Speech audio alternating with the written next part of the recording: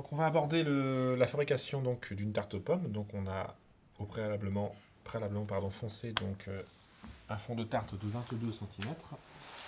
On va donc mettre de la compote. Donc cercle de diamètre 22.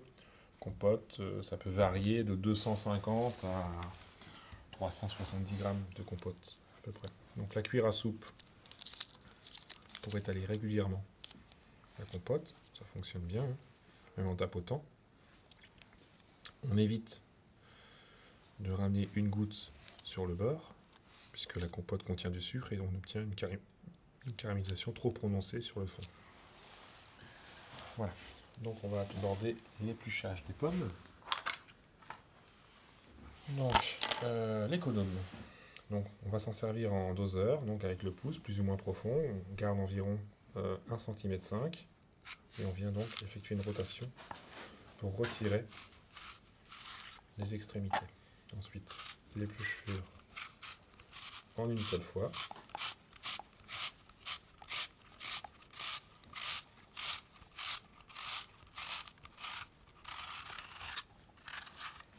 Et on vient donc couper la pomme en deux, une nouvelle fois l'économe.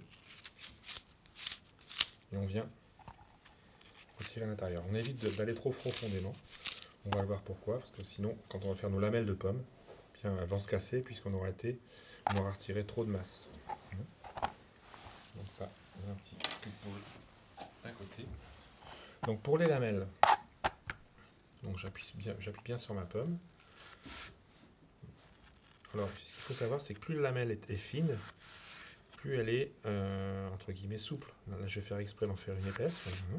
Donc si je prends une lamelle de pomme fine, je peux facilement la tordre. Si j'en prends une forte, elle casse.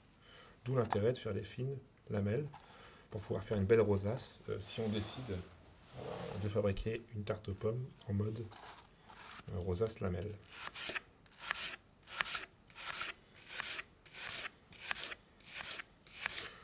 Donc plusieurs types de pommes pour les tartes aux pommes, hein. Souvent la granny ou de la golden. Donc la granny a tendance à s'oxyder plus rapidement, donc noircir au contact de l'air qui contient de l'oxygène.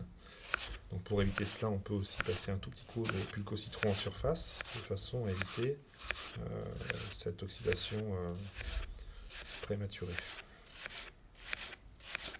Voilà. Donc on va partir sur au moins 4 pommes, à peu près.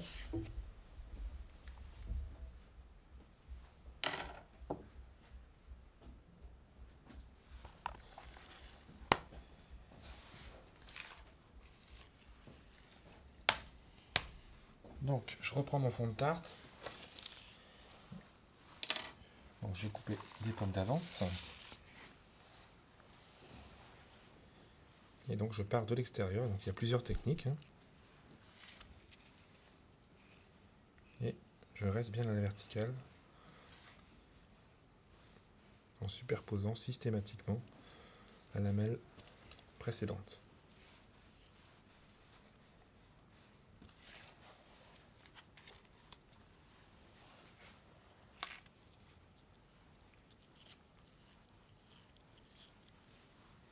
Et la dernière, je la passe par l'arrière.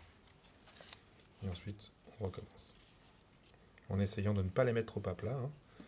Donc la qualité de la tarte aux pommes, évidemment, c'est la quantité de pommes, de lamelles de pommes qu'elle reçoit. Donc, plus il y en a, mieux c'est. Et plus la tarte aura, entre guillemets, de valeur commerciale.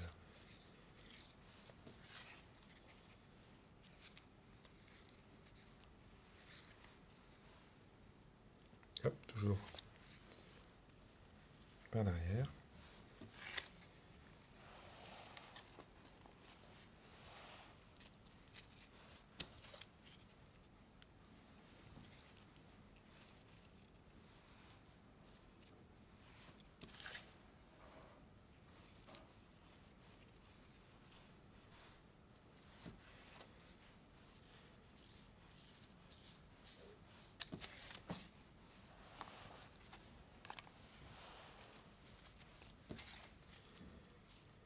Là, je suis à 2 pommes à peu près.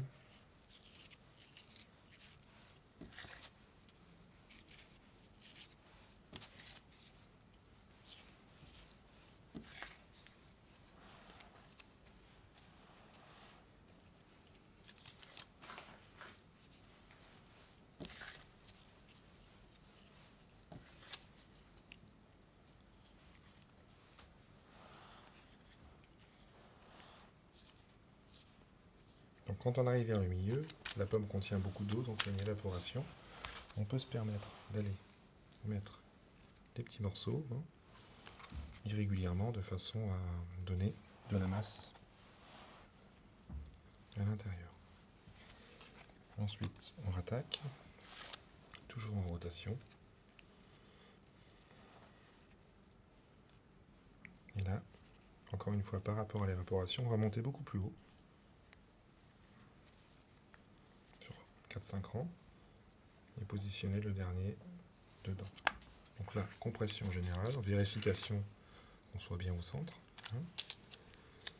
Donc après, les finitions sont variées, on pourrait éventuellement badigeonner un beurre clarifié. Là, on a fait un mélange de sucre cristal avec de la cannelle et du sucre vanillé, de façon à avoir un petit goût un peu plus prononcé. On le fait beaucoup sur la pomme Granny qui est beaucoup plus acide, pour émettre un contraste entre l'acidité et le sucré. Donc on compte à peu près 35 à 40 minutes de cuisson en four à sol et on nappera à froid. Donc le nappage toujours à froid, sinon la vapeur d'eau de la tarte aux pommes qui est encore chaude ressort et en fait vient entre guillemets ramollir, délayer le nappage.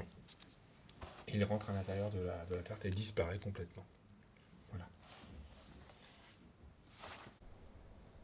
Alors pour la finition, donc on a disposé donc un nappage sur une tarte froide et un léger poudrage sucre glace sur l'extrémité. Voilà donc pour la tarte aux pommes.